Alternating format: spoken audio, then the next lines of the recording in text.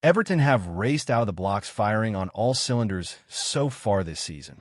Sometimes, change is unwelcome, but it appears that many of the new signings that arrived through the door this summer have been worthwhile investments, with the Toffees picking up 2 victories from a possible 3 in the Premier League so far. Jack Grealish is hogging the limelight in this regard, and rightly so, as David Moyes beams from ear to ear about the attacking talent he now has at his disposal, alongside the assist king. Why Grealish is king of Everton's new-look attack. There's no danger that the former Aston Villa man could be hurt on the international break, with the 29-year-old far removed from Thomas Tuchel's England plans at this moment in time. Never say never about him donning 3 lions white again. However, if his early, scintillating form for the Toffees is anything to go by, with a stunning 4 assists seeing him lead the early assist charts in the Premier League.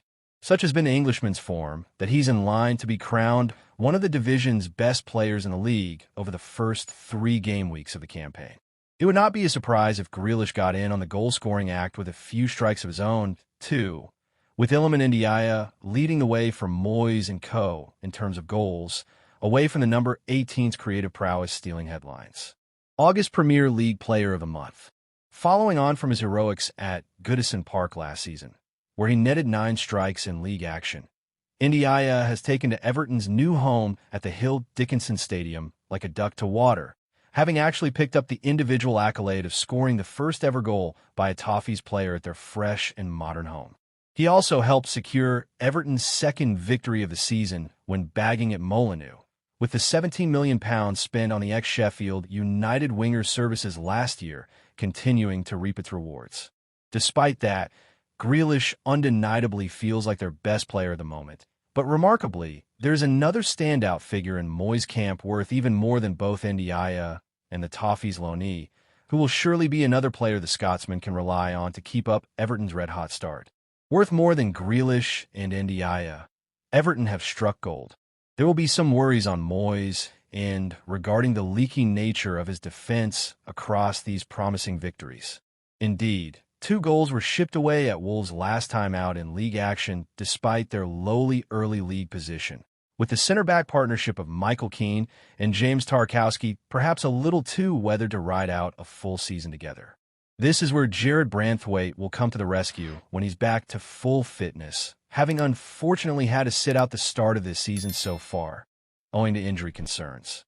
Reports suggest he should be back by the end of September, and it will be a welcome return to the first-team fold for Moyes, with the Cumbrian Titans starring last campaign under the ex-West Ham United manager's guidance when relegation worries still loomed large on Merseyside. Just 2 games back into Moyes' second reign at the club, Branthwaite was heroically putting his body on the line during a 1-0 win away at Brighton and Hove Albion, winning a valiant 4 duels on the day, typical of his commanding duels 1 average for the entire campaign. Hailed as magnificent by Alan Shearer when first making waves on Merseyside, it is incredible how quickly the 6'5" warrior has become the first name on the team sheet when fit, having originally only cost the Toffees a measly £1 million to win from his local side Carlisle. Now, off the back of being consistently imperious across 75 Premier League clashes and counting, his transfer worth has skyrocketed to a mighty £43 million, according to Transfermarkt. Amazingly, Grealish is only worth around £24 million as per the same source, while Ndiaye comes in at an even lower valuation of £19 million. While Moyes will undoubtedly be pleased with his side's electric start, he will pray that this is a sign that they can compete near the top of the league all season long, rather than it being a flash-in-the-pan moment. With Branthwaite back in the team shortly, more staunch defensive performances should be on display, with even more wins to then hopefully write home about. He's Everton's best defender, and a European charge could well be on the way once he returns.